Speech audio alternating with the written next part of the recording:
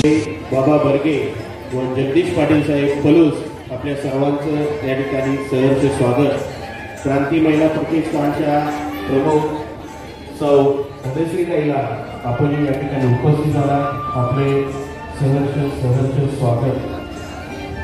दीप प्रज्वलन हा केवळ संदेश नव्हे तर तो संकल्प आहे, देशाचा वारसा जपण्याचा संकल्प, नैतिक अधिष्ठान बळकट करण्याचा संकल्प, कर्तृत्व सिद्ध हातातून प्रकाशमान कार्य घडवण्याचा संकल्प। सर्व मान्यवरांनी दीप प्रज्वलन संपन्न झालेला आहे।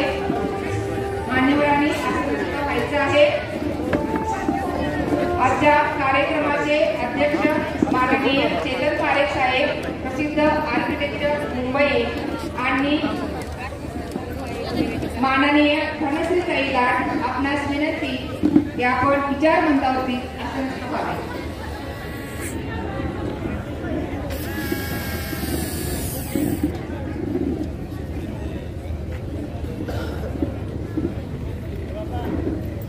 क्रांतिकारकांनी आपल्याला गुलामगिरीच्या अंधारातून काढून आझादीच्या स्वातंत्र्याच्या प्रकाशाकडे आणले आहे।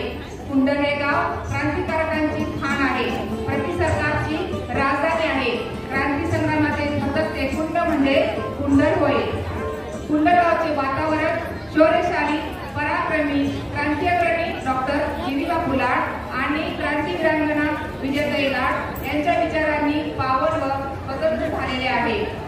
वसंत ऋतू येणार आहे हे समजते कोयनेच्या गायनातून। वसंत ऋतू येणार आहे हे समजते कोयनेच्या गायनातून। आपण कशासाठी जमलो आहे ते समजते कार्यक्रमाच्या प्रास्ताविकातून।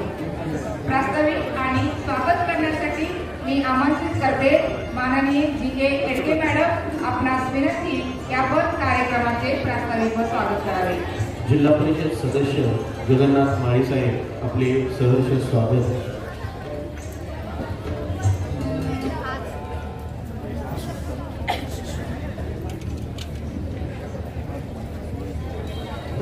आज क्रांती अग्रणी व्याख्यानमाला 2023 मध्ये तिसरं पुष्प गुंफलं जात आहे आणि या राष्ट्रीय स्वरूप प्राप्त झालेल्या व्याख्यानमालेच्या निमित्तानं आजच्या प्रमुख व्याख्याता, आजच्या प्रमुख अतिथी आदरणीय ॲडव्होकेट वैशालीताई डोळस मॅडम, त्याचबरोबर आजच्या कार्यक्रमाचे अध्यक्ष आदरणीय चेतन पारेख साहेब, प्रसिद्ध इंजिनियर, प्रसिद्ध उद्योजक मुंबई, त्याचबरोबर पुणे पदवीधर मतदारसंघाचे लोकप्रिय आमदार, लोकसेवक आदरणीय अरुण अण्णा लाड, आमची प्रेरणा आणि आमची ऊर्जा आदरणीय किरण तात्या लाड, आमचे आधारस्तंभ उदय अप्पा लाड, त्याचबरोबर प्रकाश भाऊ लाड, दिलीप भाऊ लाड, त्याचबरोबर सर्व लाड कुटुंबीय, कुंडल ग्राम संसदेचे लोकनियुक्त विद्यमान सरपंच आदरणीय जयराज दादा होवाळ, उपसरपंच श्री अर्जुन कुंभार, सर्व ग्रामपंचायत सदस्य, विविध संस्थांचे पदाधिकारी, सर्व मान्यवर, सर्व नागरिक बंधू भगिनी, सर्व पत्रकार, छायाचित्रकार व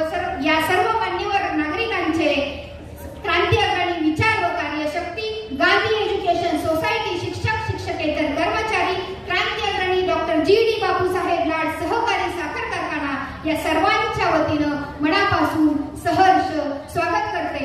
रात्र सरेना वाट दिसेना, श्वास होता गुदमरलेला, जिच्या पोटी जन्म घेतला शाप दिला गुलामीचा, आणि तिच्याच मुक्तीचा ध्यास या धवण्यांना, धन्यता लाभे आयुष्याला, धन्यता लाभे आयुष्याला। 4 डिसेंबर 1922 रोजी या कुंडलच्या क्रांतीमध्ये एका तडपत्या क्रांती सूर्याचा जन्म झाला, ते म्हणजे 1942च्या स्वातंत्र्य लढ्यातील प्रखर स्वातंत्र्य सेनानी, सातारा प्रति सरकारच्या तुफान सेनेचे फील्ड मार्शल, पुरोगामी विचारवंत आणि कुंडल नगरीचं आराध्य दैवत स्वर्गीय क्रांती अग्रणी डॉक्टर जी.डी. बापूसाहेब लाड। हा जयंती सोहळा क्रांतिकारकाच्या विचाराचा, हा जयंती सोहळा क्रांतिकारकाच्या विचारांचा, हा सोहळा त्या धगधगत्या अग्नी कुंडाचा। लहानपणीच वडिलांचं छत्र हरवलं, सारजा आईनं मोठ्या कष्टानं मुलांचं पालन पोषण केलं, आणि गरिबीमुळे अनेक सामाजिक वाईट प्रथांमुळेच अनेक चटके सोसावे लागले। आपण उच्चभ्रू असताना जर आपली ही अवस्था, तर अस्पृश्यांना समाज किती हीनतेची वागणूक देत असेल याची जाणीव लहान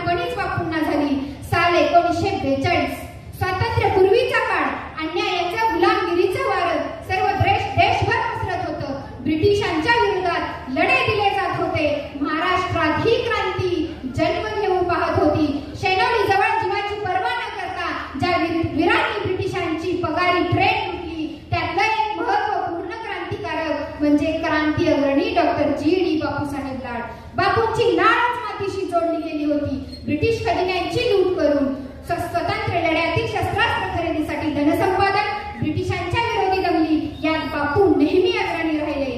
सातारा जिल्ह्यात स्थापन केलेल्या क्रांतिसिंह नाना पाटील यांच्या नेतृत्वाखाली तुफानी दलाचे ते फील्ड मार्शल होते आणि कुंडल या ठिकाणी या दलाची युद्धशाळा होती. 5,000च्या वर जवानांच्या 200 शाखा गावोगावी काम करत होत्या. तारीख 14 एप्रिल 1944 चिमणठाणा, साक्री, धुळे या ठिकाणी सहकार्यांच्या मदतीनं म्हणजेच नागनाथांना नाईकवडी, उत्तमराव पाटील, सावळाराम येडके, त्याचबरोबर आप्पासाहेब लाडगुरुजी या सहकार्यांच्या सोबत भांडण करण्याचं नाटक करून ब्रिटिशांचा 5.5 लाखाचा खजिना असलेली गाडी लुटण्याचं आयोजन करण्यात आलं. आणि या लुटीच्या वेळी इंग्रजांच्या विरुद्ध दिवसभर गोळीबार चालू होता आणि एका बाजूला ब्रिटिशांचे 25 सैनिक तर दुसऱ्या बाजूला हाताच्या बोटावर मोजण्या इतपत आपले क्रांतिकारक. आणि ही दुमश्चक्री चालू असताना ब्रिटिशांच्या बंदुकीतून एक गोळी सुटली आणि बापूंच्या पोटरीत घुसली. पाय रक्तबंबाळ झाला. बापू शेवटपर्यंत लढत राहिले. धुळ्याचा लढा यशस्वी झाला. जसा बापू क्रांतिकारक तसा त्यांचा विवाह सोहळा सुद्धा क्रांतिकारक. ना मंगलाष्टका, ना वाजंत्री, ना मंडपदारी. तारीख 25 मे 1945 रात्री 12 वाजता 70 ब्रिटिश पोलिसांचा कुंडल भोवती सशस्त्र गराडा असताना सुद्धा त्यांच्या नाकावर टिच्चू येलूरच्या बोगर पटलांची कन्या नवसाबाई म्हणजेच क्रांती वीरांगना विजया बापू यांना कुंकवाचा टिळा न लावता रक्ताचा टिळा लावून गांधी पद्धतीने विवाह सोहळा संपन्न झाला. स्वातंत्र्य प्राप्तीनंतर सुद्धा या क्रांतिकारकाचा कष्टदायी प्रवास, या योद्ध्याचा कष्टदायी प्रवास थांबला नाही. तत्कालीन महाराष्ट्रात प्रमुख विरोधी पक्ष असलेल्या शेतकरी कामगार पक्षाचे ते नेतृत्व करत होते. शिक्षणाचं बाजारीकरण, शिक्षणाचं खाजगीकरण थांबलं पाहिजे. यासाठी शिक्षण वाचवा, देश वाचवा हे अभियान चालू केलं. त्याचबरोबर सत्तेश्वर, बसवेश्वर, गणेशवाडी पाणी पुरवठा स्थापित करून ज्या कुंडांच्या माळरानावरती काटेरी झुडपं सुद्धा उगवत नव्हती, त्याच माळरानावरची आज 10,000 एकरच्या वर शेती पाण्याखाली आलेली दिसते. क्रांती उद्योग समूह, क्रांती शिक्षण समूहाच्या माध्यमातून हजारोंना रोजगार निर्मिती, शिक्षणाची संधी उपलब्ध करून दिली. आणि 14 नोव्हेंबर 2012 साली ही क्रांतीची धगधगती मशाल, हा क्रांतीचा दिवा विझला. जीवनाचा कष्टदायी प्रवास थंड झाला आणि हाच क्रांतीच्या विचारांची मशाल, हीच क्रांतीच्या विचारांचा दिवा सर्वांच्या हृदयामध्ये जिवंत ठेवला पाहिजे. दिवा तेजाळण्यासाठी दिवा लावला पाहिजे. बापू वाचणारी पिढी घडली पाहिजे. झोपलेला गाव सारा पेटला पाहिजे. अन्यायाच्या विरोधात गावं लढला पाहिजे. अन्यायाच्या विरोधात गावं लढला पाहिजे. समतेच्या पुरोगामी विचारांचे विजय इथं रुजलं पाहिजे. दिवा तेजाळण्यासाठी दिवा लावला पाहिजे.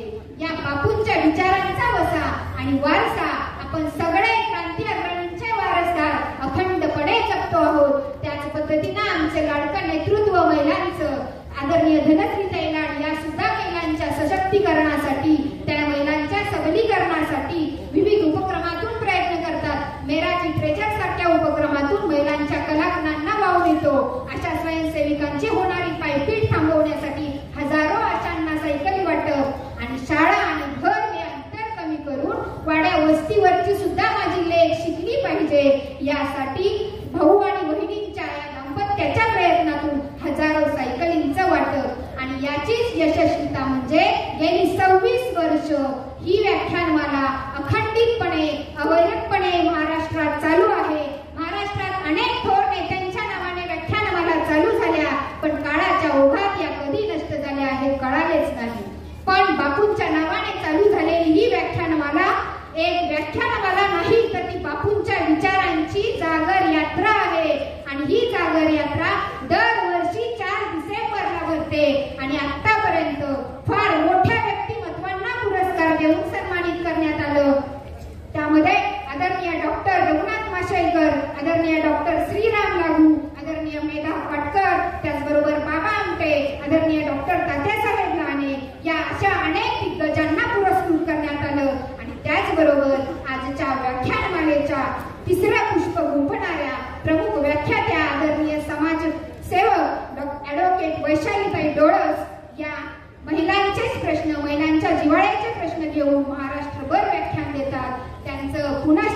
असलेल्या या कुंडल नगरीमध्ये सर्वांच्या वतीनं स्वागत करते आणि संयोजकांच्या अनुमतीनं माझे प्रास्ताविकेचे 2 शब्द थांबवते. जय हिंद, जय महाराष्ट्र, जय क्रांती. धन्यवाद मॅडम. उपस्थित सर्वांच्यासाठी एक नम्र निवेदन. उदय सोमवार दिनांक 4 डिसेंबर 2023 रोजी सकाळी 10 वाजता क्रांती अग्रणी स्वर्गीय डॉक्टर जी.डी. बापू लाड यांच्या समाधीस अभिवादन करण्यात येत आहे. तरी आपण सर्वांनी उद्या सकाळी 10 वाजता समाधीस्थळी उपस्थित राहावे. धन्यवाद. यानंतर प्रमुख पाहुण्यांचा परिचय. यानंतर आजच्या कार्यक्रमाच्या व्याख्याता माननीय ॲडव्होकेट वैशाली डोळस मॅडम, सामाजिक कार्यकर्त्या, श्री विचारवंत यांचा परिचय करून देण्यासाठी मी आमंत्रित करते. माननीय चिटणीस मॅडम, आपणास विनंती की आपण आजच्या पाहुण्यांचा परिचय करून द्यावा. सर्वांना आत्मवंदन. दिव्यत्वाची जेथ प्रचिती तेथेच कर आपुले जुळती. स्वर्गवासी क्रांती अग्रणी बापू व क्रांती वीरांगना विजया काकू यांच्या विचारांना अभिवादन करता सर्वांचीच मस्तके नतमस्तक होती. समाज प्रबोधनासाठी प्रतिवर्षी क्रांती अग्रणी व्याख्यानमालेचे आयोजन केले जाते. आज रविवार 3 डिसेंबरच्या तिन्ही सांजेला प्रबोधनाचं 3रं पुष्प गुंफलं जाते.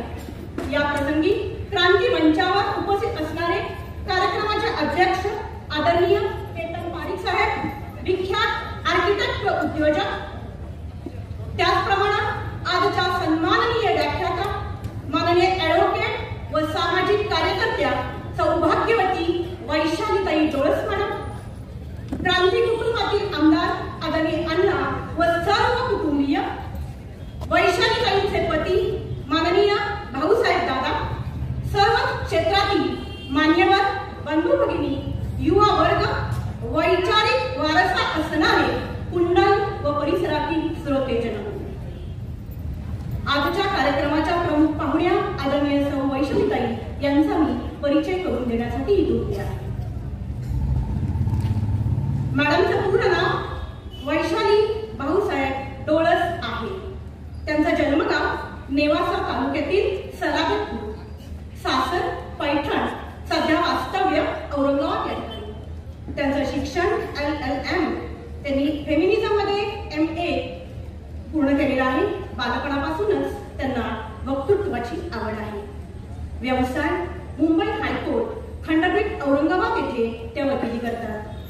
सामाजिक कार्याचा पण विचार केला तर सलग 22 वर्ष मराठा सेवा संघात त्या कार्यरत आहेत. राज्यभर तब्बल 3,500 पेक्षा जास्त व्याख्याने त्यांनी दिलेली आहे. शिवराय, फुले, शाहू, आंबेडकर चळवळीत सातत्यानं त्या कार्यरत आहेत. कौटुंबिक समुपदेशक काउन्सिलर म्हणून त्या काम करतात. त्या बहुविध पुरस्कारानं सन्मानित झालेल्या आहेत. यामध्ये प्रामुख्यानं राजमाता जिजाऊ जीवन गौरव पुरस्कार जळगाव, महाराष्ट्र लोकप्रबोधक पुरस्कार वणी नाशिक, प्रियदर्शनी घुले पाटील जीवन गौरव पुरस्कार नेवासा अहमदनगर, मातोश्री रमाई जीवन गौरव पुरस्कार औरंगाबाद. मॅडमचं महत्वाचं वैशिष्ट्य म्हणजे पंढरपूर जवळील पेहे येथील व्याख्यानमालेमध्ये सलग 11 वर्ष विविध विषयावर त्या प्रबोधन करतात. त्या लोकप्रबोधनापेक्षाही पलीकडे काम करत आहेत.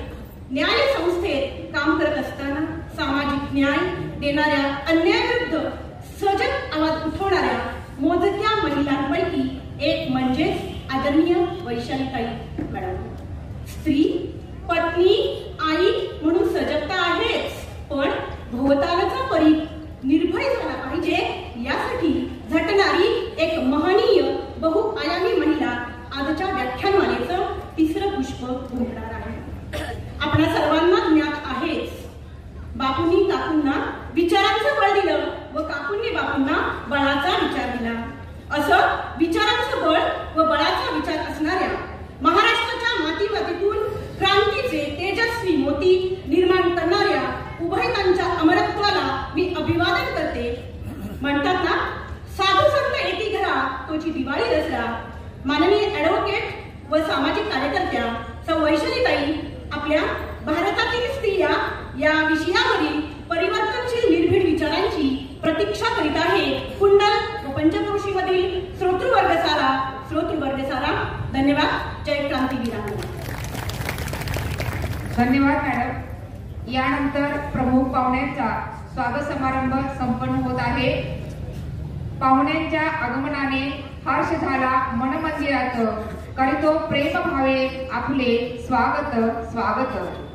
माननीय धनश्रीताई लाड यांच्या शुभ हस्ते पाहुण्यांचा सत्कार होणार आहे.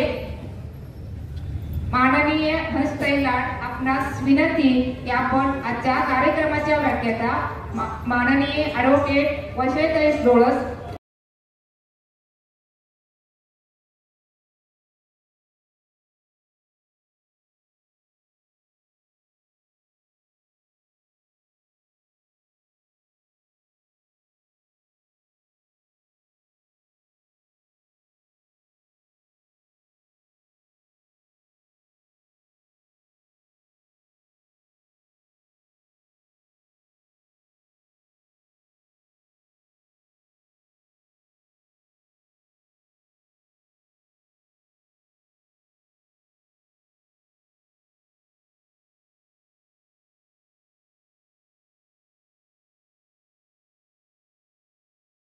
डोळस, सामाजिक कार्यकर्त्या आणि स्त्री विचारवंत यांचा स्वागत समारंभ संपन्न होत आहे.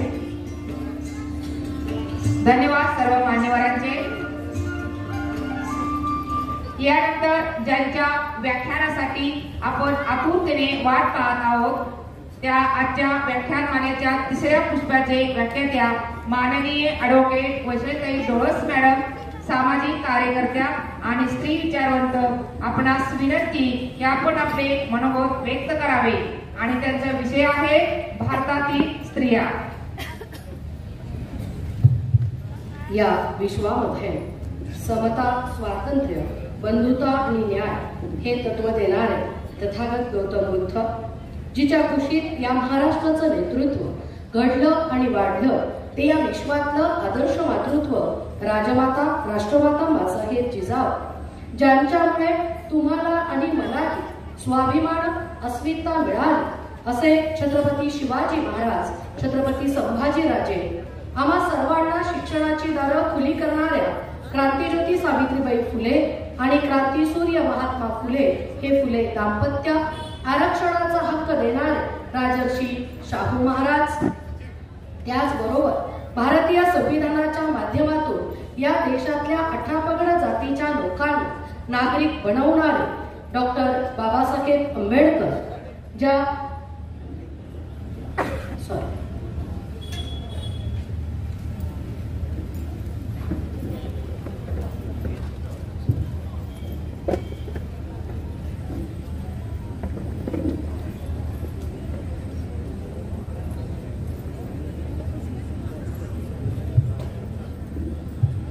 ज्या भूमीमध्ये मी उभी आहे, या भूमीला क्रांतिकारत्वाचं वारसा देणारे क्रांतिसिंह नाना पाटील, आदरणीय डॉक्टर क्रांती अग्रणी जी.डी. बापू लाड, त्यांच्या सोबत अविरतपणे उभे असणाऱ्या विजयाताई लाड, या सर्व महामानवांना, महान स्त्रियांना आणि या देशामध्ये ज्या ज्या स्त्रियांनी आणि महामानवांनी या देशाच्या भूमीला स्वतंत्र आणि समानता ठेवण्यासाठी त्याग दिला, योगदान दिलं, त्या सर्व महामानवांना आणि महान स्त्रियांना मी प्रथम अभिवादन करते. आज क्रांती अग्रणी व्याख्यानमाला आणि पुरस्कार 2023च्या या तिसऱ्या व्याख्यानामध्ये विचारमंचावरील सन्माननीय अध्यक्ष चेतनजी पारिक साहेब, आर्किटेक्चर व उद्योजक, या ठिकाणी उपस्थित असणारे सन्माननीय आपले आमदार अरुणअण्णा लाड, माननीय उदयप्पा लाड, ॲडव्होकेट प्रकाश भाऊ लाड, किरण तात्या लाड, दिलीप भाऊ लाड, शरद भाऊ लाड आणि आमच्या धनश्रीताई लाड, अध्यक्ष क्रांती महिला प्रतिष्ठान, क्रांती महिला प्रतिष्ठानच्या सर्वच माझ्या झालेल्या नवीन मैत्रिणी, माझ्या समोर बसलेल्या भावांनो आणि भगिनींनो, भारतीय स्त्री हा विषय तसा प्रचंड व्यापक आहे आणि दुर्लक्षिलेला सुद्धा आहे. हा या अर्थाने म्हणते की स्त्री हे एक अस्तित्व मानवी आहे याची जणू काही आपल्याला विसर पडावी इतकी परिस्थिती वाईट झालेली आहे. आणि मग स्त्रियांच्या इतिहासाकडे बघावं, त्यांच्या अस्तित्वाची, त्यांच्या कर्तृत्वाची किंवा त्यांच्या एकंदरीत जगण्याची माणूस म्हणून दखल घ्यावी असं इतिहासाने खूप कमी ठिकाणी वाटलेलं आहे. साधारणतः समाजशास्त्र असं म्हणतं की मानवी संस्कृतीचा विकास आणि उदय होत असताना ज्या वेळेस ही माणसं भटकी होती, जंगलांमधून फिरत होती, शिकारीवर आपली उपजीविका करत होती, त्यावेळेस या स्त्रिया स्वतःच्या गर्भारपणामुळे, स्वतःच्या मातृत्वामुळे कुठेतरी ढोलीमध्ये आसरा घेऊन राहायच्या, कुठेतरी गुहेमध्ये थांबायच्या. आणि मग आपण खाल्लेल्या फळाची बी फेकली तर त्या बी मधून त्याच प्रकारचं झाड उदयाला येतं आणि त्याला त्याच प्रकारचं फळ येतं. हे आज अत्यंत सोपं आणि साधं जरी वाटत असलं तरी हा शेतीचा मूलभूत शोध लावण्याचं काम स्त्रियांनी केलेलं आहे. आणि म्हणून शेतीचा शोध लावणारी आणि शेतीच्या अस्तित्वावरती अवघ्या मानवजातीचं अर्थचक्र फिरवणारी ही निर्भीक स्त्री फार महत्वाची आहे. एंगल असं त्याच्या पुस्तकामध्ये म्हणतो की शेती सुरुवातीच्या काळामध्ये शेती करणं हे फक्त स्त्रियांनाच जमू शकतं असा पुरुषांचा समज होता. कारण की स्त्रीच्या कुशीतून जन्माला येणारं बाळ आणि मातीत बी पेरल्यानंतर उगवणारं पीक ही कृषी माया आहे आणि ही फक्त स्त्रियांनाच जमू शकते, ते आपलं काम नाही असं पुरुषांना वाटत होतं. पण शेतीमध्ये बैलांचा वापर सुरू झाला, नांगराच्या शोधातून शेतीचं अर्थचक्र फिरलं आणि स्वतःच्या मातृत्वामुळे असेल स्त्रिया या घरकामामध्ये ढकलल्या गेल्या. जी स्त्री ही आपल्याकडे गणव्यवस्थेचा फार मोठा वारसा आहे तुमच्या माझ्या देशाला. निवृत्ती, हरिता या आद्य गणमाता आहेत.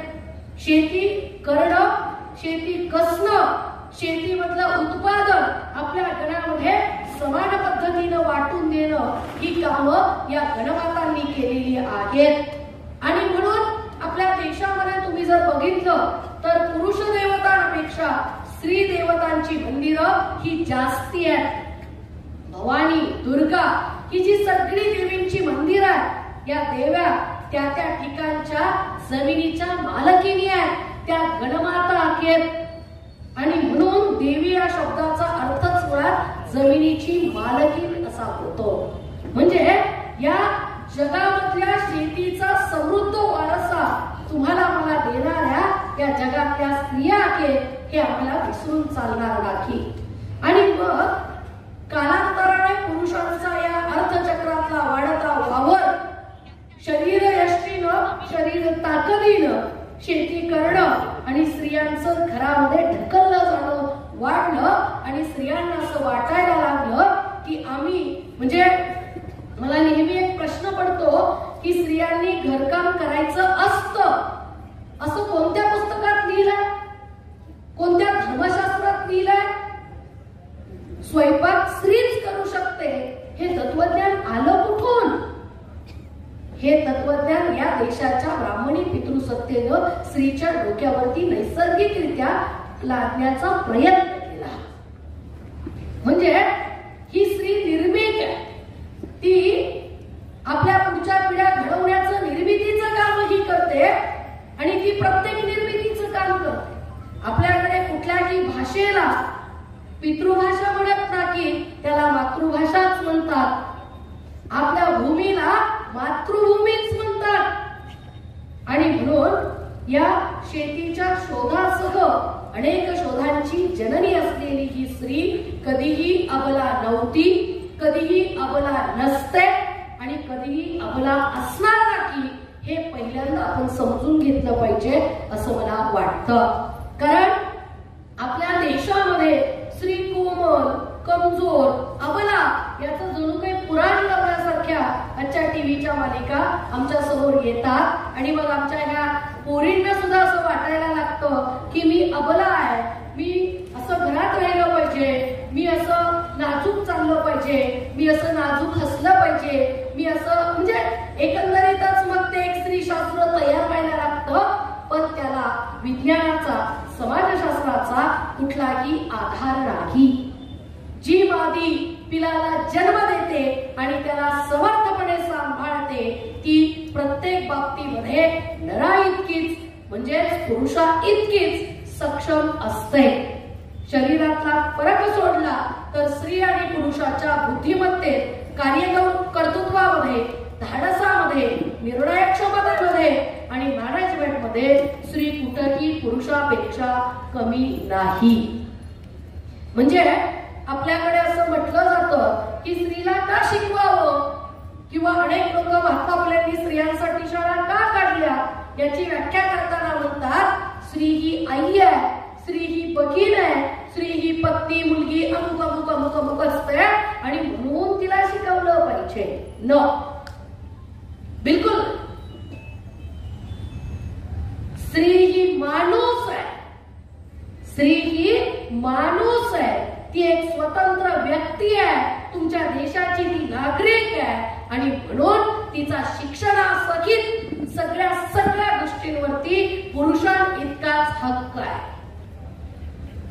तिला दया दाखवू नका, तिला भीक घालू नका, तिला जन्मतःच नागरिक म्हणून हक्क आहे म्हणून तिला तो द्यायचा आहे. तिला आई म्हणून, कीव केली म्हणून, अबला म्हणून तिच्या पदरात दान टाकू नका. ती त्या राईट्सला एंटायटल, ती त्या राईट्सची अधिकारी आहे. आणि म्हणून आपल्या भारताचा एकंदरीत जो इतिहास आहे त्या इतिहासामध्ये स्त्रियांना धार्मिक दृष्ट्या सगळ्यात पहिल्यांदा स्वातंत्र्य दिलं ते गौतम बुद्धांनी. म्हणजे सुरुवातीच्या सिंधू संस्कृतीमध्ये सुद्धा स्त्रियांना अधिकार होते. वैदिक संस्कृतीमध्ये सुद्धा काही प्रमाणात म्हणजे गार्गी, याज्ञवल्की यांची नावं आपण घेतो त्या कालखंडामध्ये सुद्धा स्त्रियांना काही प्रमाणात अधिकार.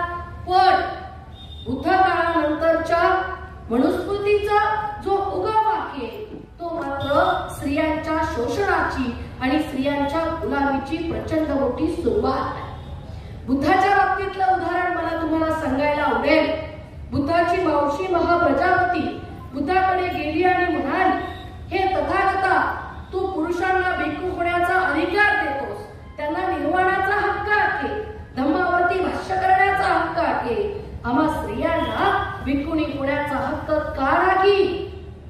तू स्त्री आणि पुरुषात भेद करतोस काय? त्यावेळेस तथागत काही काळ शांत राखिले आणि मग आनंद जो बुद्धाचा चुलत भाऊ आहे आणि बुद्धाचा लाडका शिष्य सुद्धा आनंदाला की ते पटलं. तथागत स्त्री आणि पुरुषात भेद करतात काय? मग आनंदाने विचारलं, हे तथागता, तू स्त्री आणि पुरुषात भेद करतोस काय? तथागत म्हणाले, नाही आनंदा, मी स्त्री आणि पुरुषात भेद करत नाही. मग जर पुरुष हा भिक्खू संघात येऊ शकतो तर स्त्रियांना भिक्खुणी होण्याचा हक्क आणि धम्मावर भाष्य करण्याचा हक्क का नाही? आणि मग तथागतांनी या जगातला हा महान तत्वज्ञानी भारतभूमीचा सुपुत्र हा पहिला आहे की ज्याने स्त्रियांना धार्मिक दृष्ट्या समानतेचा हक्क दिला आणि भिक्खुणी होण्याचा हक्क धार्मिक दृष्ट्या पुरुष भिक्खूंच्या सोबत भिक्खुणी होण्याचा हक्क बुद्धाने या देशात स्त्रियांना दिला. धम्मावर विवेचन करणं, धम्माची देसना देणं आणि थेरी गाथा नावाचा प्रचंड विद्वत्तापूर्ण ग्रंथ बुद्धांच्या या भिक्खुणी संघानं लिहिला. म्हणजे आपण हे समजावून घेतलं पाहिजे की आज या मंदिरात प्रवेश नाही, त्या मंदिरात प्रवेश नाही, अगदी मोठ्या अक्षरात लिहितात येथे स्त्रियांना प्रवेश बंद आहे.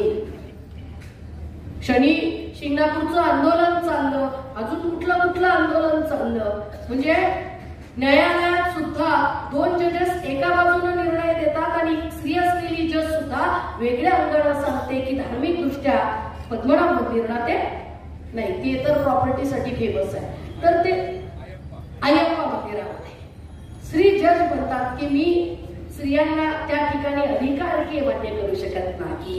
म्हणजे विचार करा, आज 21व्या शतकाकडे वाटचाल करत असताना सुद्धा स्त्रीच्या पवित्र अपवित्रतेच्या कल्पना, स्त्रीच्या वर्णशुद्धीच्या कल्पना, योनिशुचितेच्या कल्पना या 21व्या शतकात जर आमचे प्रश्न असतील तर या क्रांतिकारकांच्या स्वप्नांना पूर्ण करण्यामध्ये आपण अजूनही किती मागे आहोत.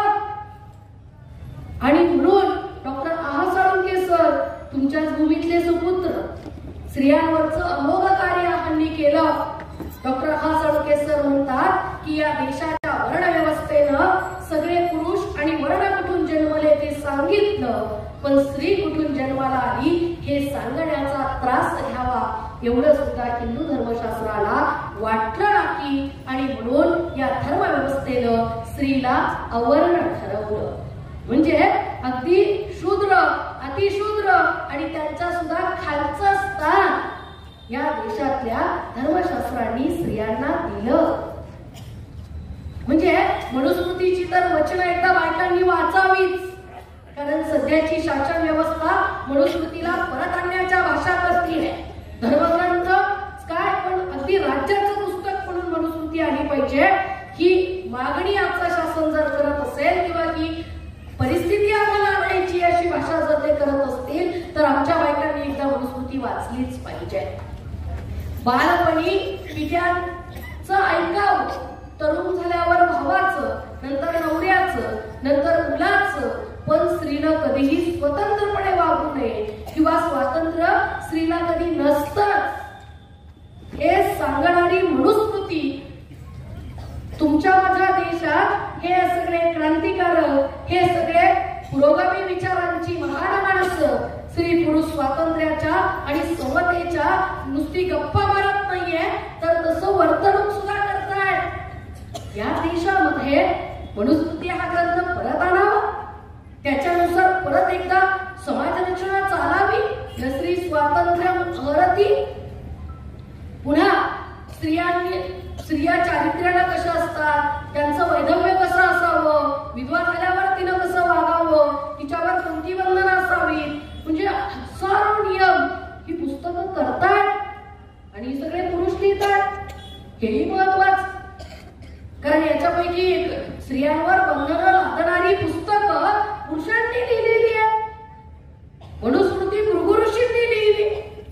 आणि म्हणून हा स्त्रियांच्या गुलामीच्या शृंखलेचा जो काळ आहे मनुस्मृतीचा, हा बौद्ध काळानंतर येणारा काळ आणि याच्यामध्ये या देशातली दबली पिचलेली स्त्री हिचा हुंका नंतर जागा होतो तो महात्मा फुल्यांच्या चळवळीनं.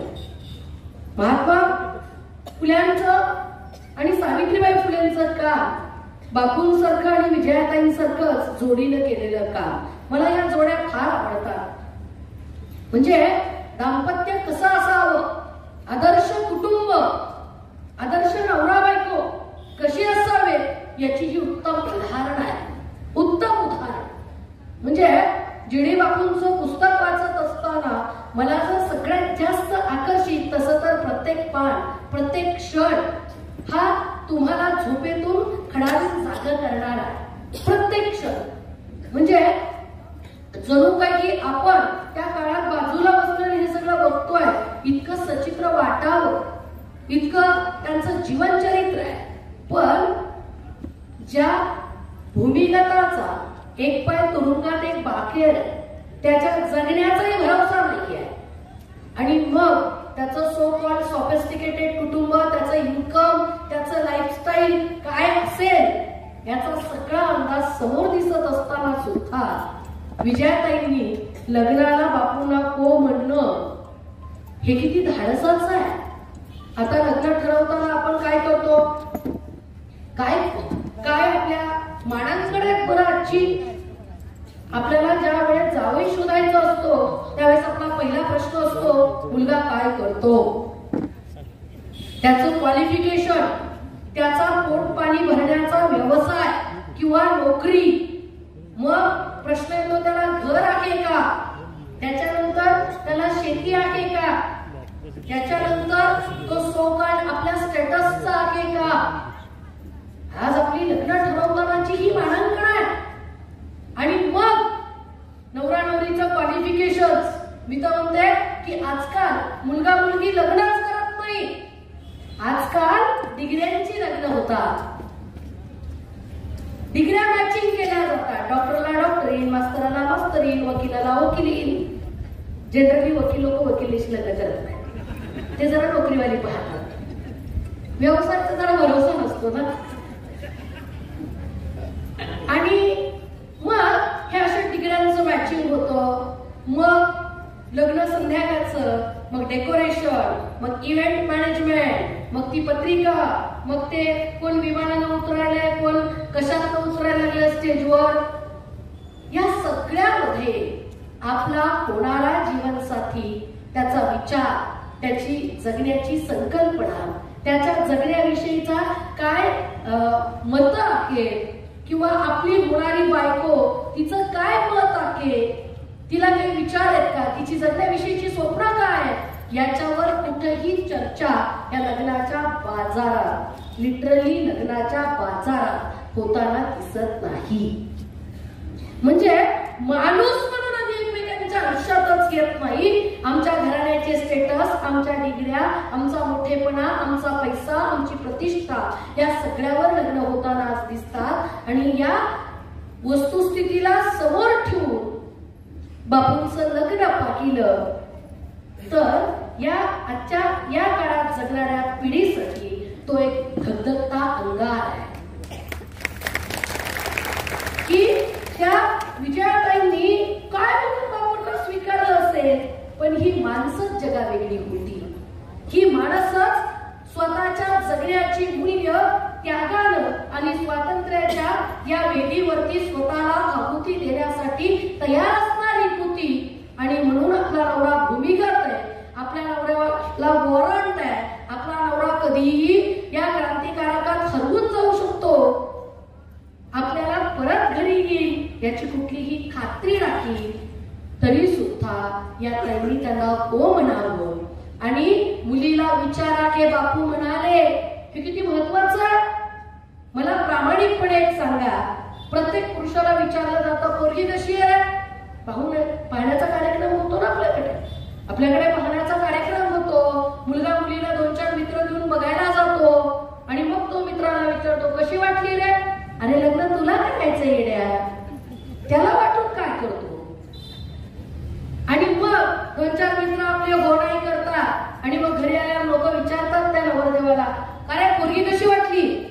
आणि मग तो पसंत आहे किंवा नाही हे सांगतो. मला बायकांनी छातीवरती हात ठेवून सांगावं, तुम्हाला कोणी विचारलं होतं का हे ध्यान पसंत आहे का.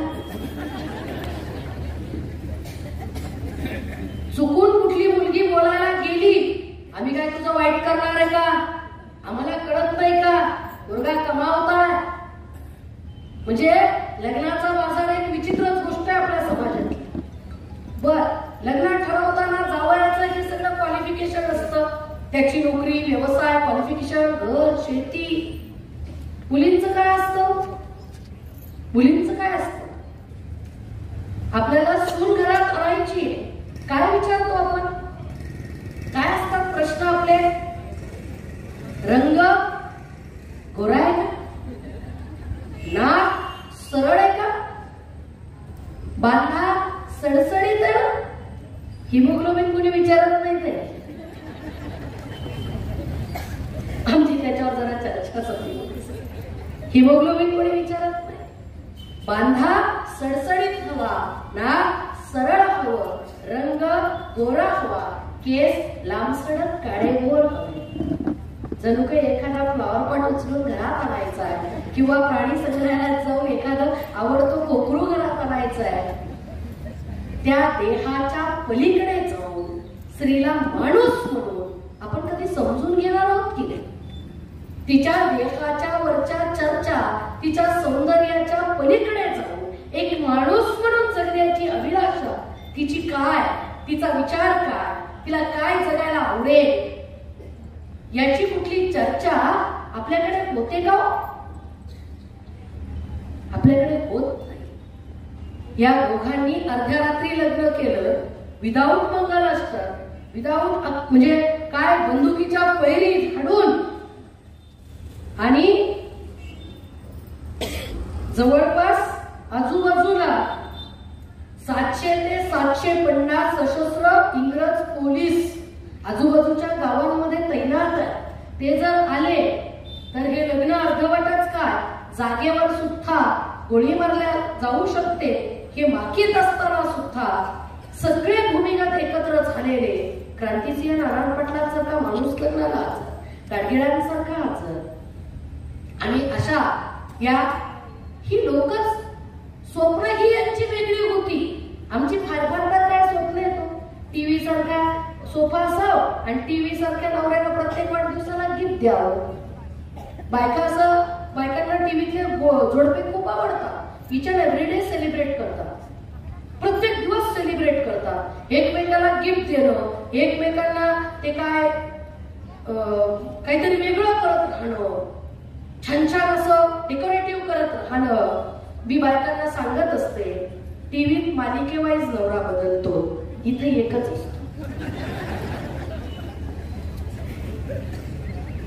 म्हणजे जगण्यातली वास्तविकता आणि टीव्हीचं आभासीपण याच्यातला फरक आम्हाला कळला पाहिजे. आणि म्हणून फॅमिली कोर्टामध्ये येणाऱ्या डिवोर्सच्या मॅटरमध्ये जवळपास 35% घटस्फोट हे सोशल मीडियामुळे व्हायला लागलेले, हे शासनाचं म्हणणं आहे, ही वास्तविकता आहे. आणि म्हणून हे क्रांतिकारक लग्न अगदी चित्रपट बनवावा याचा एवढ्या उत्कृष्ट आणि आपण स्वप्नात सुद्धा विचार करणार नाही अशा प्रकारचा आहे. म्हणून या दोघांना की माझी अगदी मनापासून मानाचा मुजरा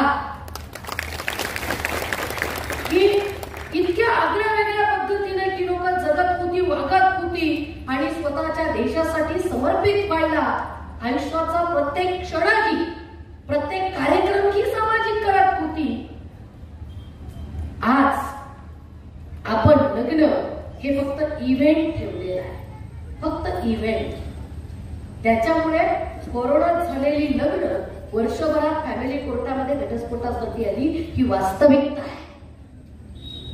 कारण का आपल्याला आजकाल जीवनाच्या वास्तविक मूल्यांचं कुठंतरी भान हरवत चाललेलं आहोत. आपण आपल्याला वेगळी चेहरे, वेगळी मूल्य, आभासी संस्कृती म्हणजे फक्त चमचमणारे लाईट, चमचमणारे स्टेज, चमचमणारे कार्यक्रम, त्या टीव्हीतल्या मालिकेतल्या मेकअप केलेल्या बायका.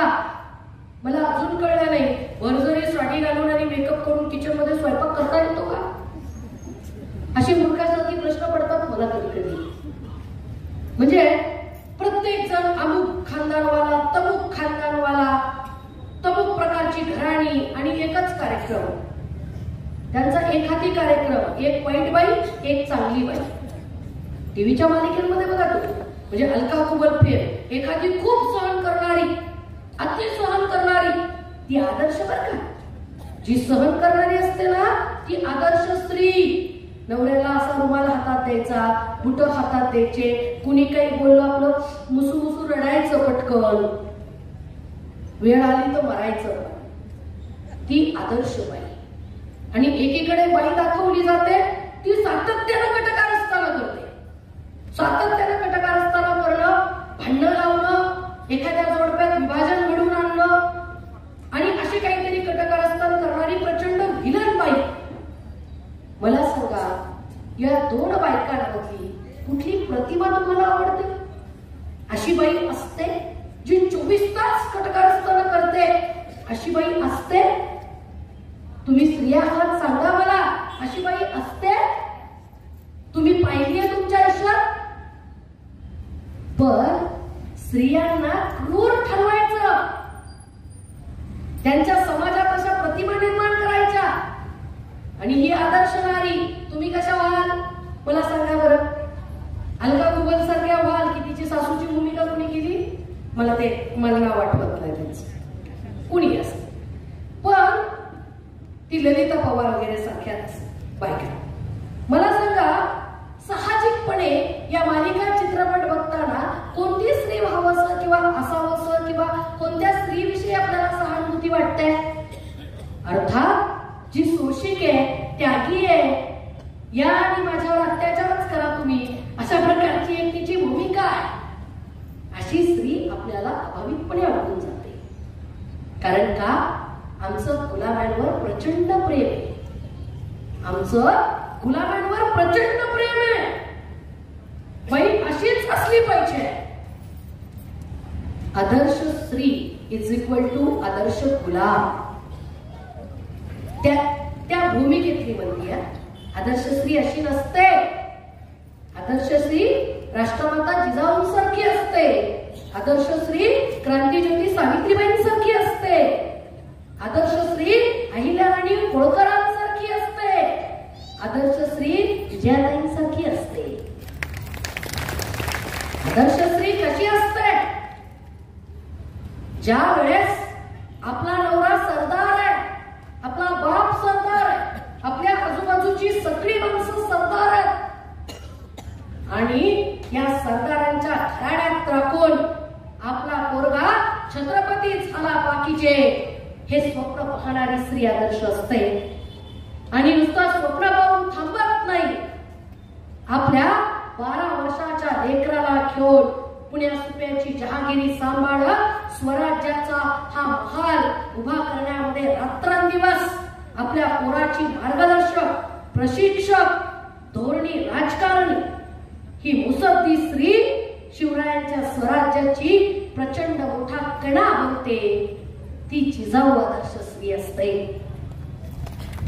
स्वतःच्या पोराचा राज्याभिषेकाचा सोहळा पाकिल्यानंतरच मरण येतं.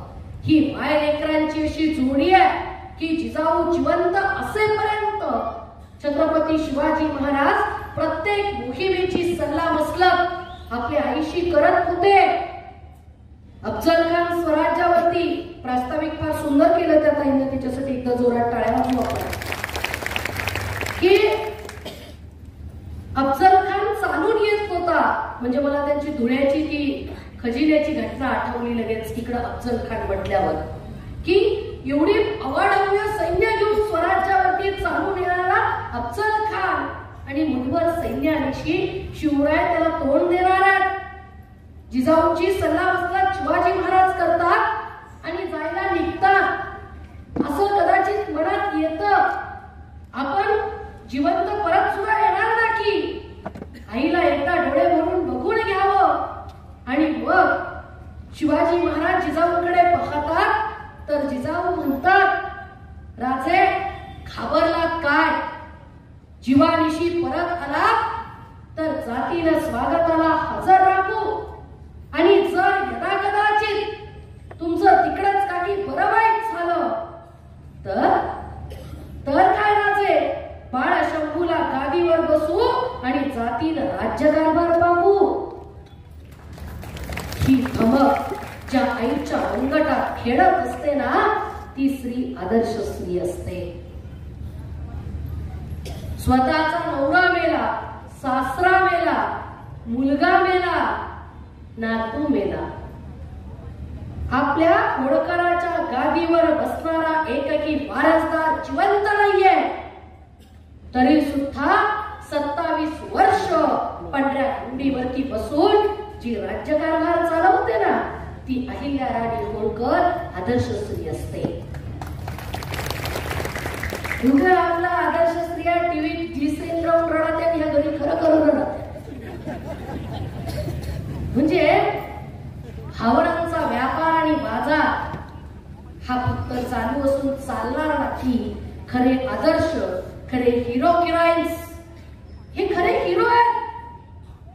ज्यावेळेस मी स्मारक तुम्हाला सांगते, ज्यावेळेस मी एकदा नांदेडला गेली होती आणि त्या ठिकाणी शिखांचं स्मारक मी पाहिलं, तिथून बाहेर पडल्यावर माझ्या मनात एक खंत आली की या शीख बांधवांनी त्यांच्या गुरु नानक आणि पंचप्यारांचा इतिहास, आधुनिकतेचा वापर करून या स्मारकात किती चांगल्या पद्धतीनं जिवंत केलाय. किती डिजिटलायझेशन, त्याचा 3D वगैरेचा वापर करून तो इतिहास आपल्या समोर ते जिवंत पद्धतीने उभं करतात. त्याचा परिणाम पाहणाऱ्याच्या मेंदूवर, मनावर, हृदयात होतो.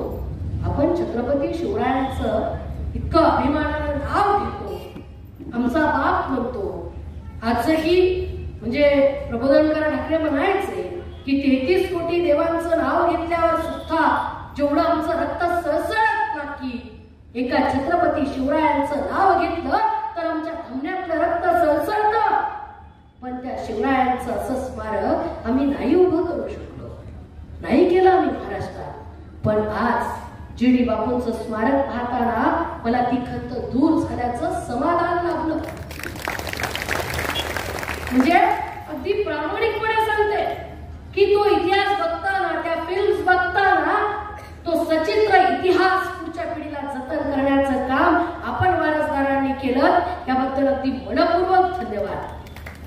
कारण हा फक्त तुमच्या घराण्याचा वारसा नाही, हा या देशाचा इतिहास आहे, हा या देशाचा वारसा आहे, ही राष्ट्राची संपत्ती आहे. आम्हाला हेच कळत नाही की आमचा इतिहास हा राष्ट्राचा इतिहास असतो. या माणसांना मोठं करणं म्हणजे पुढच्या हजारो पिढ्यांना आम्ही या राष्ट्रप्रेमाचं देणं जागृत करण्यासारखं आहे, त्यांच्यामध्ये तो वसा टिकवण्यासारखा आहे. म्हणजे डॉक्टर बाबासाहेब आंबेडकर एकदा म्हणाले होते की लायक मुलांच्या बापांनाच सन्मान दिला जातो, त्याच्यासाठी पुढची पिढी सुद्धा लायक निघावी लागते. आणि डॉक्टर बाबासाहेब आंबेडकरच म्हणाले होते की जी माणसं इतिहास विसरतात ती माणसं कधीच इतिहास निर्माण करू शकत नसतात. आणि म्हणून इतिहास आपण बहुजन समाजाची माणसं निर्माण करतो, पण तो इतिहास लिहायचाही विसरतो, तो इतिहास जिवंत ठेवण्याचाही विसरतो आणि ते इतिहास पुढच्या पिढ्यापर्यंत देण्याचं सुद्धा आपण विसरतो. म्हणून आपला इतिहास पुढच्या पिढींसाठी प्रेरणादायी असतो, त्यांना उभं करणारा असतो आणि तो इतिहास आपण जिवंत ठेवला पाहिजे. ते मला अप्रतिम समाधान आज मिळालं. म्हणजे एक दिवस अगोदर तुमच्या नगरीमध्ये येऊन माझा मिनिटही वाया गेला नाही, याचा मला सार्थ समाधान आहे. भारतीय स्त्रिया या विषय तुम्ही चर्चेला घेतला, हेही फार महत्त्वाचं. आणि त्याचा चांगला वापर कसा करता येईल हे सुद्धा आपण तरुण पिढीला शिकवलं पाहिजे. याचा एक विवेक आणि याचा मध्यम मार्ग मला असं वाटतं की आपण या नवोदित पिढीला शिकवला पाहिजे. दुसरं महत्वाचं म्हणजे आमच्या स्त्रियांचं आजचं जगणं हे आधुनिकतेकडे जात असताना या अंधश्रद्धेच्या बेड्या आमच्या बायकांनी सोडल्या पाहिजेत. ज्या परंपरावादी धार्मिक व्यवस्थेनं, पितृसत्तेनं आम्हाला गुलाम केलं, आम्हाला दासी बनवलं. म्हणजे बाई एकतर दासी म्हणून आवडते, नाहीतर देवी म्हणून आवडते. देवी म्हणून तिला नमस्कार करायला आम्ही तयार असतो, एरवी आम्ही तिला दासी म्हणून वागवायलाही तयार असतो. मला असं वाटतं या देशाच्या संविधानानं आपल्याला काय दिलं, या देशाच्या संविधानानं आम्हाला काय दिलं स्त्रियांना, फार मोठी गोष्ट दिली. या देशातली वर्णव्यवस्था आम्हाला आवरण ठरवते, या देशातली पितृसत्ता आम्हाला दासीच्या दर्जाचं जीवन बहाल करते. भारतीय संविधानानं सगळ्यात महत्वाचं काय केलं तर आम्हा स्त्रियांना माणूस बनवलं, नागरिक बनवलं. We the people of India, आम्ही भारतीय लोक, या आम्ही आहोत. या देशाच्या फंडामेंटल राईट्स मध्ये आम्ही आहोत, या देशाच्या मत प्रक्रियेमध्ये आम्ही आहोत. महिला विधेयकाला किती टक्के आरक्षण तुम्हाला बायकांना, तुम्हाला मला किती टक्के, 33%. नाही ते पण कधी मिळणार होते, 2024 ला देतात का, राहता उभ्या कधी, 2029 का 2030 का 2040. Post dated cheque. गेल्या इलेक्शन मध्ये भाजपला जे मतदान झालं त्याच्यातलं 35% मतदान स्त्रियांचं होतं. नवीन संसद भवनात लाखो रुपये, करोडो रुपये खर्च करून महिला विधेयक मांडलं. शिड्याकडीला ऊत आणला, कारण ती कडी शिडीच होती ना, ती काही यांनी तयार केलेली नव्हती. आणि मग 33% स्त्रियांना आरक्षण देणारं बिल पास केलं. मला आतापर्यंत कळलं नाही 33% का काय 33%? लोकसंख्येत आमचं प्रमाण किती 50%. 50% होतं मी, 50%च्या भागीदार होतो मी. आमचं रिझर्वेशन किती पाहिजे? 50%. मग 33% आकडा कुठून आणला? 33 कोटी देवेत म्हणून आणला कुठून? तेही आताच नाही. काय मतदारसंघाचे सीमांकन करून, अमुक करून, पुन्हा जनगणना करू आणि मग तुम्हाला देऊ. मग आता कशाला खर्च केला? इलेक्शन समोर आहे म्हणून बायकांना एक गाज. किती रुपयांनी सिलेंडर स्वस्त? 200 रुपयांनी सिलेंडर रक्षाबंधनला स्वस्त. हा आला मोठा भाऊ. म्हणजे आमचे भाऊ तो भाऊ सारखाच झाला का काय काढलो? का बरं असं म्हटले मी? कारण आमचा भाऊ आमच्याकडे एनओसी मागायला येतो. एनओसी मागायला येतो. हो, भारतातल्या स्त्रिया फार ग्रेट आहेत. भावाचं घ्यायचं नाही. आता आम्हाला वारसा हक्कानं वडिलांच्या प्रॉपर्टीतला हक्क आहे. डॉक्टर बाबासाहेब आंबेडकरांनी कायदा मंत्री असताना हिंदू कोड बिल संसदेसमोर त्यावेळेच्या मांडलं होतं आणि त्या हिंदू कोड बिलामध्ये स्त्रियांना हे सगळे हक्क मागितले होते. बाबासाहेबांचं संविधान सभेतलं शेवटचं भाषण आहे की या देशामध्ये राजकीय समानता भारतीय संविधानानं जरी आणलेली असली तरी आर्थिक समानता जोपर्यंत आम्ही आणत नाही तोपर्यंत या राजकीय समानतेला कुठलाही अर्थ राहणार नाही. आणि म्हणून आम्ही ही आर्थिक समानता आणण्यासाठी पावलं उचलली पाहिजेत. आणि त्यासाठी म्हणून हिंदू कोड बिल बाबासाहेबांनी संसदेमध्ये मांडण्यासाठी अटोकाट प्रयत्न केले. त्यावेळेस आमदार खासदारांच्या ज्या चर्चा झाल्या त्याच्यामध्ये त्यावेळेचे अगदी सत्ताधाऱ्यातले संसदेत बसणाऱ्या लोकांना सुद्धा वाटायचं आमच्या एवढ्या सुपीक जमिनी आणि त्याच्यात आम्ही बहिणीला हिस्सा देणार का? अशा त्या अंतर्गत चर्चा हिंदू कोड बिल संमत झालं नाही त्यावेळेस. कारण तुमच्या माझ्या देशातल्या बायका फार ग्रेट आहेत. त्या मोर्चे घेऊन जातात. ह्या बायका आपल्या देशातल्या स्त्रिया मला मताचा हक्क द्या म्हणून कधी मोर्चा घेऊन गेल्या का? कधीच नाही गेल्या. म्हणजे उडालेले हे जे देश आहेत या देशांमध्ये बायकांनी हडन फ्रँचाइजचे लढे उभारले. आम्हाला मताचा हक्क द्या. आज तरी आम्ही जातोय का मोर्चा घेऊन आम्हाला 50% आरक्षण द्या, 2024 ला लागू करा. काय काम आहे तुम्हाला? पोस्टर बिस्टर लावायचं जरा कमी करा, फिरायचं जरा कमी करा आणि आधी ही कामं करा. आणि आम्हाला 2024 लाच द्या. 33% देताय ना, 33% द्या, पण 2024च्या आत द्या. आम्ही फॉर्म तरी भरू ना 2024 ला. पुढे असाच कोरोना आला गेलो तर राहून जातील आमच्या इच्छा आकांक्षा आमदार खासदार व्हायच्या. असा काही मोर्चा आपल्या बायकांनी नेला नाही. आमच्या बायका आसाराम बापूला अटक झाल्यावर मोर्चा घेऊन गेल्या होत्या. आमचे बापू निर्दोष आहेत. ह्या देशातल्या बायका डॉक्टर बाबासाहेब आंबेडकरांवर मोर्चा घेऊन गेल्या होत्या. एका बाईला बाबासाहेबांनी प्रश्न विचारला, हिंदू कोड बिल वाचलंय का? ती बाई म्हटली, हे बघा साहेब, मी काय ते वाचलं नाही, पण माझा नवरा म्हणला तू जर मोर्चाला गेली नाही तर मी तुला घटस्फोट देईन म्हणून मी आली.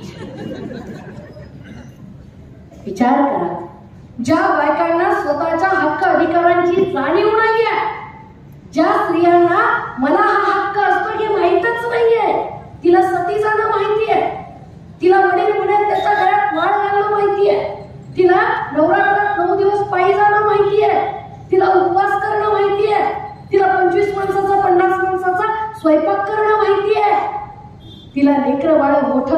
माहिती आहे, तिला हे माहीतच नाही की याच्यात पण माझा वाटा आहे. या संसदेमध्ये बसलेल्या अर्ध्या खुर्च्या माझ्या आहेत, या न्यायालयाच्या आसनावरच्या अर्ध्या खुर्च्या माझ्या आहेत. या जाणीवात ज्या स्त्रियांना नाही, त्या स्त्रियांना भारतीय संविधानाने एका फटक्यात या देशाचं नागरिक केलं. जी स्त्री या देशामध्ये अवर्ण ठरवली गेली, त्या भारतीय स्त्रीला भारतीय संविधानानं पहिल्यांदा कायदेशीर माणूस केलं, नागरिक केलं, तिला फंडामेंटल राईट्स दिले आणि तिला मताचा हक्क दिला. आणि मग या संविधानाच्या या समानतेवर आज तुम्ही मी उभ्या आहोत.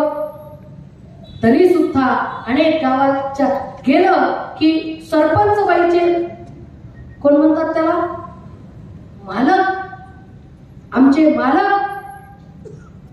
हा, बायकांना फार छान पद्धत आहे. ते काय विचारत नाही त्यांचे मिस्टर काय करतात, आपली गावरान भाषा. तुमचे मालक काय करतात? हे आमचे मालक आहेत, हे आमचे सहकारी आहेत, आमचे जोडीदार आहेत, आयुष्यातला सगळ्यात उत्कृष्ट मित्र असू शकतो नवरा, पार्टनर आहे तो आमचा, जीवनसाथी आहे तो आमचा मालक नाही आहे. आणि कुठलाच पुरुष आणि व्यवस्थेतली कुठलीच गोष्ट तुमची मालक असू शकत नाही, असूच शकत नाही, असूच नये. कारण स्वातंत्र्यात जीवन जगतोय आम्ही. भारतीय संविधानानं तुमच्यासोबत हक्क दिले आम्हाला. ते स्वातंत्र्य आम्हाला कायद्यानं दिलंय. पण आमच्या बायका या स्वातंत्र्याचा, या समानतेचा उपभोग घेताना दिसत नाही, स्वतःच्या हक्क अधिकारावर दावा सांगताना दिसत नाही. ते आम्ही केलं पाहिजे, ते आम्ही केलं पाहिजे. छत्रपती शाहू महाराजांचं संस्थान काही दूर नाहीये इथून. स्त्रियांसाठी कायदे करणाऱ्यांमध्ये सयाजीराव गायकवाड आणि राजर्षी शाहू महाराज ही दोन्हीही राजे अग्रणी आहेत. आजही एखाद्या सो कॉल्ड मोठ्या घरातल्या मुलीचा फोन येतो आणि ती सांगते की मॅडम माझा नवरा असा असा त्रास देतो. आणि मग आपण जर म्हटलं हा मी कोर्टात गेले, पण मॅडम आमच्यात घटस्फोट घेतल्यावर दुसरं लग्न करत नाही हो, म्हणून मला माझे आई वडील सांगतात तू त्याच्यासोबतच ऍडजस्ट कर. ही आजच्या मुलीची गोष्ट सांगते मी, हा अनुभव आहे माझा. कुठं भारतीय संविधान चिरपलंय तुमच्या माझ्यापर्यंत? कुठं हा समानतेचा कायदा आलाय तुमच्या माझ्यापर्यंत? शाहू महाराजांनी प्रिन्स शिवाजीची बायको इंदुमती सरकार विधवा झाल्यानंतर शिकवलं. डॉक्टर बनवायचं होतं त्यांना, पण त्याच्या आतच राजर्षी शाहूंचं निधन झालं. आंतरजातीय विवाह, विधवा विवाह हा आमचा वारसा आहे. पण आम्हाला आमचाच वारसा आता पडद्याआड गेल्यासारखा वाटतो आणि नको त्यांची संस्कृती, नको त्यांचे सण, नको त्यांच्या परंपरा आम्ही डोक्यात घेऊन निर्वाहायला लागलो. आम्हाला याची खंत वाटली पाहिजे. ज्यावेळेस डॉक्टर बाबासाहेब आंबेडकरांचं हिंदू कुळबी पास होत नव्हतं त्यावेळेस राजीनामा दिला, कायदा मंत्र्यानं राजीनामा दिला. ओबीसीचा आयोग गठीत होत नाहीये, हिंदू कुळबी मला संसदेत मांडू देत नाहीये, राजीनामा दिला. पत्रकार परिषदेसमोर बोलताना बाबासाहेब म्हणाले मी प्रचंड आजारी असताना सुद्धा मी एक हिंदू कोडबिल लिहिलं. आणि हिंदू कोडबिल आहे, हे बौद्ध कोडबिल नाहीये. तरी सुद्धा मी हे कोडबिल लिहिलं. पण आज या देशाची ही सर्व संसद या हिंदू कोडबिलावर चर्चा करायला तयार नाहीये, स्त्रियांच्या हक्काधिकारांवर बोलायला तयार नाहीये. म्हणून मी माझ्या पदाचा राजीनामा देतोय. बाबासाहेब पुढे म्हणतात माझी मुलं मेली, माझी मुलं मेली. त्यावेळेस सुद्धा जेवढं दुःख झालं ना की तेवढं दुःख आज मला हिंदू कोडबिल पास होत नाहीये म्हणून झालंय. विचार करा, स्त्री विरुद्ध पुरुष असा काही स्त्रियांच्या मुक्तीचा मार्ग नाही आहे. कारण तुमच्या माझ्या मुक्तीसाठी लढणारी ही सगळी महान पुरुषच आहेत. तुमच्या माझ्या हक्क अधिकार या संसदेमध्ये पारित होत नाहीये म्हणून राजीनामा देणारे कायदेमंत्री आणि आज तुम्हाला मला फक्त गाजर दाखवणारे आरक्षणाचे पुरस्कर्ते, किती फरक आहे या नैतिकतेत, किती फरक आहे या राजकारणात. आज तुमच्या माझ्या प्रश्नांवर बोलायला कुणी तयार नाही. ज्या मणिपूरच्या स्त्रियांना अशा पद्धतीनं फिरवलं गेलं त्या मुख्यमंत्र्याचा राजीनामा घ्यावा एवढी सुद्धा नैतिकता जर राजकारणात शिल्लक नसेल तर काय म्हणाल. बायकांना प्रामाणिकपणे सांगा, तुम्ही याच्यावर मोठ्याला तरी बोललात का? बोलावं असं वाटलं का? तुम्ही घाबरला निश्चित असाल, वाईटही वाटलं असेल, पण त्याच्यावरती आवाज उठवायचा असतो हे आम्हाला माहित नाही. मुळात आम्हाला आवाज आहे हे तरी कुठं माहिती आहे आम्हाला आवाज आहे. स्त्रियांनी हळू बोलावं, हसताना तोंडाला पदर लावावा, नाही का? चालताना वाढताना बांगड्यांचा आवाज होऊ नये. ह्या बंधनावर पीएचडी करण्याचा कार्यक्रम आहे आमचा. कुठं आम्ही आरक्षणावर पीएचडी करणार, कुठं आम्ही वारसा हक्काचं एनओसी मागायला आलेल्या भावाला सांगणार मी एनओसी देत नाही बाबा. ही हिंमत नाही करू शकत आम्ही. का? मागे तुटत. पण आता बायका केसेस टाकायला लागल्यात बरं का. आता पुष्कळ केसेस कोर्टात अशा यायला लागल्यात. वारसा हक्कामध्ये आमचा वाटा हे हिंदू कुणबीला लिहिलं होतं, आज कायद्यानं आलंय. नवऱ्याच्या उत्पन्नात आमचा वाटा आहे. म्हणजे हे सगळे जे आमचे हक्क आणि अधिकार आहेत याच्या सुद्धा कार्यशाळा झाल्या पाहिजेत. हे स्त्रियांपर्यंत गेलं पाहिजे आणि स्त्रियांनी सगळ्यात पहिल्यांदा स्वतःला गुलाम म्हणून जगणं नाकारणं पाहिजे आणि स्वतःचं माणूस म्हणून जगणं उंचावणं पाहिजे.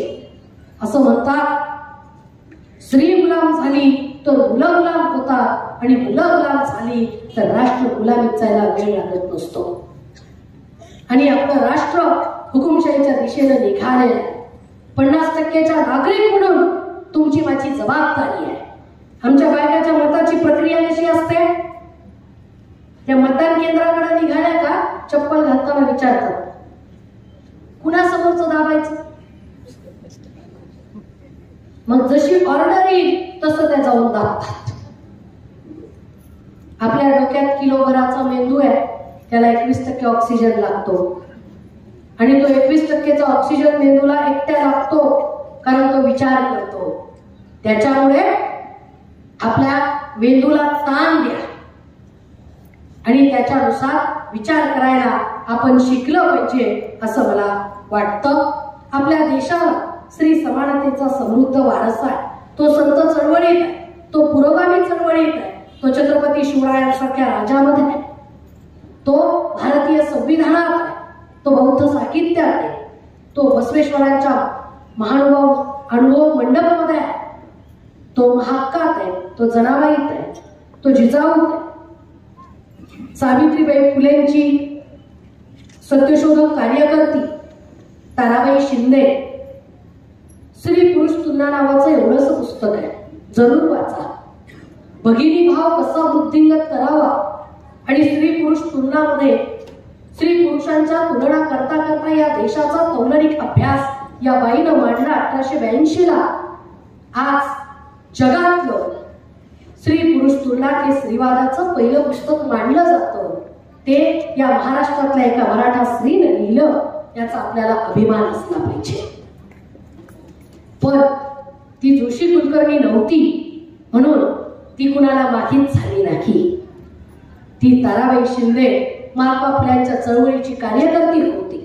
जगात अनेक भाषेत हे पुस्तक गेलं, पण महाराष्ट्रातल्या अनेक विद्यालयात, महाविद्यालयात, शाळांमध्ये आणि स्त्रियांच्या हातात मात्र हे पुस्तक गेलं नाही. मुक्ता साळवेचा निबंध मांग महारांच्या दुःखाविषयी, आमची दुःख मांडायची असतात आमचे अनुभव लिहायचे असतात. स्त्रियांनो, तुम्ही तुमचं जगणं जरी लिहिलं तरी एका कादंबरीचा विषय आहे. पण आम्ही लेखक होत असतो का? आम्ही कवी होत असतो का? बहिणाबाई चौधरी कोणत्या विद्यालयात शिकल्या? त्या बाईच्या नावाचं विद्यापीठ झालं. आणि म्हणून आपले अनुभव लिहायला शिकलं पाहिजे आणि दुसऱ्यांचे अनुभव वाचायलाही शिकलं पाहिजे. म्हणून भारतीय स्त्रीचा हा अवकाश प्रचंड मोठा. तो तिच्या वेदनांचा, तो तिच्या शोषणाचा आहे, तो तिच्या नाकारलेपणाचा आहे, तसा तो तिच्या कर्तृत्वाचा पण आहे. आणि म्हणून आमचे आदर्श कोणते, हे सगळं इतिहासाचं पुनर्लेखन करण्याची गरज आहे. पाय दाबणारी स्त्री आदर्श असते की गादीवरती बसून राज्य करणारी स्त्री आदर्श असते? आणि पाय फक्त स्त्रियांनीच का दाबायचे असतात? असे प्रश्नही आम्हाला पडणं गुन्हा वाटतो. म्हणून स्त्रियांनी कधीतरी मोबाईल बाजूला ठेवून, रिमोटनं टीव्ही बंद करून परत एकदा वाचनालयाकडे जाण्याची गरज आहे. परत एकदा या इतिहासाच्या पानांवरची धूळ बाजूला सारून तुमचं माझं अस्तित्व बघण्याची गरज आहे. समता कुठून कुठपर्यंत असावी? किचन पासून कॅबिनेट पर्यंत असावी. समानता फक्त स्टेजवर नको असते. इथं आम्ही समान आहोत, एक पुरुष एक स्त्री, स्टेज पूर्ण आहे. समानता फक्त स्टेजवर समानता नको आहे. समानता किचन पासून कॅबिनेट पर्यंत हवी आहे.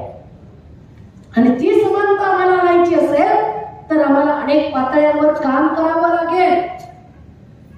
अनेक पातळ्यावर काम करत असताना स्त्रियांनो, तुम्हाला मला आपले अनुभव लिहावे लागतील, सांगावे लागतील. आमचा इतिहास शब्दबद्ध करावा लागेल. आमच्या मुलींना उभं करत असताना तिला गुलामगिरीच्या व्यवस्थेची गुलाम स्त्री म्हणून नाही, तर एक आदर्श कणखर, निर्णयक्षम अशी स्त्री आम्हाला घडवावी लागेल. तरच आमच्या कुटुंब व्यवस्था, आमची मुलं ही गुलामीपासून दूर जाणारी तयार होतील. आणि ती तयार करण्यासाठी आम्ही सुरुवात केली पाहिजे. 11 वर्षाची मुक्ता साळवे जर स्वतःचा अनुभव निबंधामार्फत लिहून अंगलाई आली आहे, म्हणजे इंग्रजांचं राज्य आलंय आणि आता तुम्ही सगळे शिकून घ्या. महात्मा फुल्यांच्या सांगण्याप्रमाणे हे बंधू, महात्मा फुल्यांसारखा बंधू शिकवायला तयार झालाय, शिकून घ्या आणि आपला उद्धार करा. हे सांगण्याचं धाडस मुक्ता साळवेत आहे. ते सांगण्याचं धाडस आमच्यामध्ये कधी येणार? पश्चिम महाराष्ट्रातल्या लोकांना असं वाटतं तुमच्याकडे चांगली शेती आहे, तुमच्याकडे चांगलं पाणी आहे, तुमच्याकडे चांगला रोजगार, तुमचा भाग अगदी सुबत्तापूर्ण आहे. महाराष्ट्रात पश्चिम महाराष्ट्र म्हटला की श्रीमंतांचा प्रदेश म्हटलं जातं. ह्याच्यात कंट्रीब्युशन कुणाचं? छत्रपती शाहू सारख्या राजांचं, क्रांतिसिंह नाना पाटील, क्रांती अग्रणी जी डी बापू लाड, कर्मवीर भाऊराव पाटील. पायात चप्पल न घातला फिरणारा हा माणूस विरायत शिक्षण संस्थेची विद्यार्थिनी आहे. म्हणजे या सगळ्या महामानवांनी दिवसाची रात्र करून या भागासाठी काम केलंय. म्हणून हे सगळं वैभव उभं आहे. आणि मला याचा सार्थ अभिमान की मी ज्या भागातून आले त्या मराठवाडा मुक्ती संग्रामात सुद्धा जी डी बापूंचा सहभाग होता. हे आज मला इथं कळलं, पुस्तक वाचून कळलं, त्यावेळेस मला एक खंतही जाणवली की मराठवाड्याच्या सामान्य माणसाला हे अजून माहीत नाहीये की माझ्या स्वातंत्र्यासाठी, माझ्या भूमीच्या स्वातंत्र्यासाठी हा माणूस तिकडून इकडं आला. क्रांतिसिंह नाना पाटील, जी डी बापू लाड, क्रांतिसिंह तर आमच्या बीडचे खासदार सुद्धा होते. म्हणजे आपली क्रांतीची प्रेरणा या माणसांनी तुमच्या भूमीपर्यंत सीमित नाही ठेवली. ही गोव्यापर्यंत गेली, ही मराठवाड्यापर्यंत गेली. आणि म्हणून अवघा भारत तुमचा माझ्या शेवटीचे 2 मुद्दे सांगते आणि मी शेवटाकडे जाते. काही लोकांना या देशाचा हिंदुस्थान करायचा आहे, मनुस्मृती आणायची आहे, मनुस्मृती प्रणित राज्य व्यवस्था करायची आहे. म्हणजेच वर्णव्यवस्था, जातीभेद, स्त्री पुरुष असमानता, विषमता ही या व्यवस्थेची मूल्य आहे. त्यांना हिंदुस्थान म्हणायचं आहे. या देशातल्या अदानी, बिर्ला अंबानी यांना या देशाचा शायनिंग इंडिया करायचा आहे. त्यांना भांडवलशाही आणायची आहे. श्रीमंत झाले पाहिजे, गरिबांचं काही केलं देणार नाही. मोठे मोठे मॉल झाले पाहिजे, मोठे मोठे रस्ते झाले पाहिजे. आम्हाला वाटतं आम्ही इतकी वेळी लोक की हा रस्ता चांगला झाला तर तो आमच्यासाठी झाला. अरे तिकडे एखादा कारखाना तयार होत असतो, त्याचं दळणवळण सुलभ व्हावं म्हणून तो रस्ता होतो. मॉलमध्ये आणि सगळीकडेच कंत्राटी पद्धतीने भरत्या चालू झाल्या. यूज अँड थ्रो, यूज करा, फेकून द्या, वापरा आणि फेका. तुम्ही तरुण आहात, चांगले आहात, तोपर्यंत नोकऱ्या करा. तुम्ही आता बिनकामाचे झालात, तुम्ही घरी जा. There is no pension, no PF, नाही काही नाही. आणि या सगळ्या स्त्रिया सगळ्यात जास्त भरडल्या जात आहेत. प्रायव्हेट सेक्टर मधल्या नोकऱ्या स्त्रियांना जास्त कराव्या लागतात. आणि मग या शायनिंग इंडियाचं स्ट्रक्चर हे भांडवलशाहीवर उभा आहे, यूज अँड थ्रोवर उभा आहे. इथे पेन्शन नाही, इथं परमनंट नोकरी नाही, इथं कामगारांचे कायदे नाही, त्यांची सुरक्षितता नाही. माझा असा प्रश्न आहे, तुला हिंदुस्थान जायचं, तुम्हाला आम्हालाही प्रश्न पडला.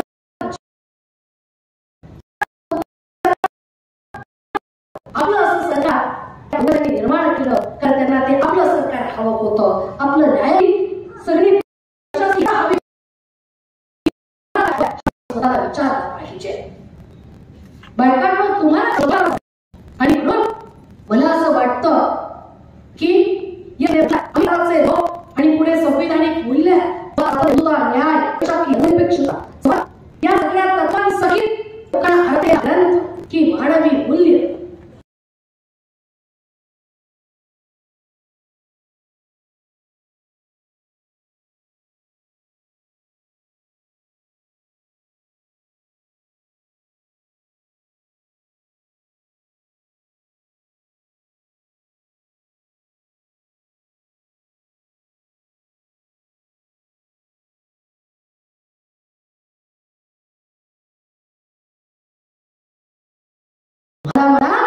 या मानवी मूल्यांना घेऊन स्वातंत्र्य, समता, बंधुता, न्याय या मूल्यांना घेऊन उभं असलेलं राष्ट्र तुम्हाला मला हवं असलं पाहिजे. सगळ्या जाती धर्मांनी एकत्र येऊन गुण्या गोविंदानं माझी ओळख भारतीय, पहिली आणि शेवट सुद्धा. आपण पहिले महाराष्ट्राचे नंतर देशाचे नागरिक नाही आहोत, आपण डिरेक्टली भारताचे नागरिक आहोत. आपलं नागरिकत्व हे भारतीय आहे. आणि म्हणून आम्हाला या स्वातंत्र्याचा, या समतेचा पुरस्कार करणारा, जातीभेदाला नाकारणारा, लिंगभेदाला नाकारणारा, जेंडर इक्वॅलिटी आणणारा हा भारत आम्हाला हवा आहे.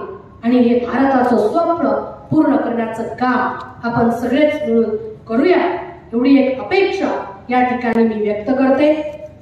आपल्या क्रांती अग्रणी व्याख्यानमालेमध्ये बोलण्याचा सन्मान आपण मला दिला, याबद्दल मी तुम्हा सर्वांची अत्यंत ऋणी आहे.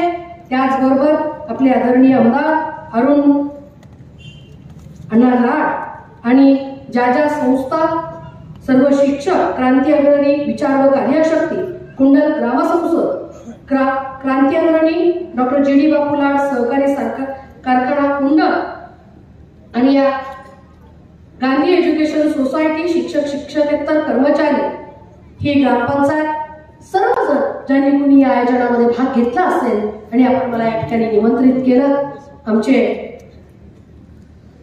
सर्वच मला या ठिकाणी निमंत्रित करणाऱ्यांची मी मनपूर्वक आभारी आहे, ऋणी आहे. आपण मला या क्रांतिकारकांच्या गावामध्ये बोलावलं आणि या क्रांतिकारकांच्या सहवासात, या आठवणी, हा 2 दिवसाचा सहवास मला लाभला, त्याबद्दल मी तुम्हा सर्वांची मनापासून ऋणी आहे. जाता जाता माझी एक कविता तुम्हाला सांगते आणि थांबते. एक पुरुष स्त्रीविषयीच्या भावना व्यक्त करताना म्हणतो, मी होनमने सरांची सुद्धा मी अत्यंत आभारी आहे, कारण सरांनी मला आवर्जून फोन करून तुम्ही आलंच पाहिजे हा आग्रह धरला.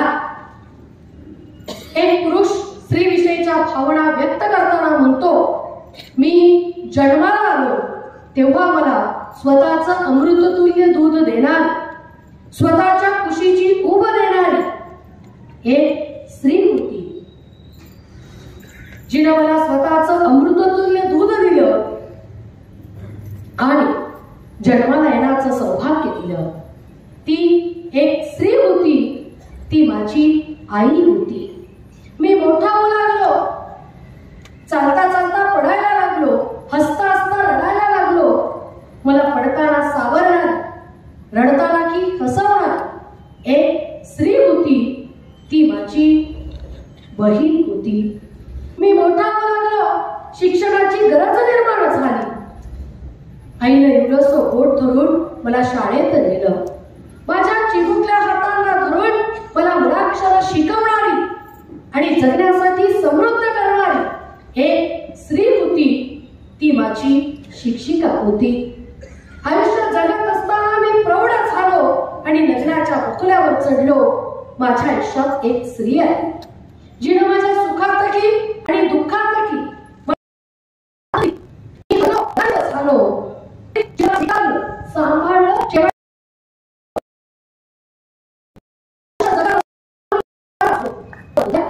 बर्फ आणि मला मी शरीर थकून गेले. माझ्या या निष्प्राण आणि कायमचं चिरशांत केलं. त्याची मातृभूमी होती, त्याची मातृभूमी होती. धन्यवाद. जय जिजाऊ, जय श्रीराम. धन्यवाद. आम्ही आपल्या विचाराने सत्यम आहे हे लक्षात घेतले पाहिजे. स्त्री प्रत्येक क्षेत्रात समान आहे, तिचा सन्मान